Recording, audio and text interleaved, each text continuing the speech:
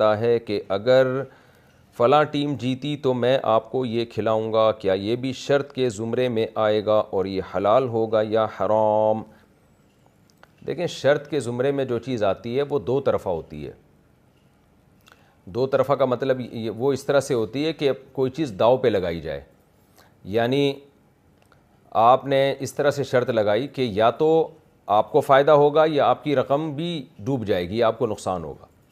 تو اب دونوں طرف سے جب یہ شرط لگائی ہے کہ دو بندوں نے اگر یہ لگائی ہے آپس میں کہ یہ ٹیم جیتی تو میں کھلاؤں گا، یہ ٹیم ہاری تو تم کھلاؤ گے، تو یہ شرط ہے، یہ بالکل حرام ہے، جوا ہے یہ بالکل حرام ہے. لیکن اگر یہ معاملہ یک طرفہ ہو جائے تو پھر یہ معاملہ جائز ہے. کیا مطلب؟ ایک آدمی کہ اگر پاکستان جیت گیا تو میں تمہیں یہ کھلاؤں گا، بس یک طرفہ. نہیں جیتا تو پھر کوئی کسی کو کچھ نہیں کھلائے گا، تو یہ جائز ہے. لیکن پھر بھی اس پر کھلانا واجب نہیں ہوتا. ایک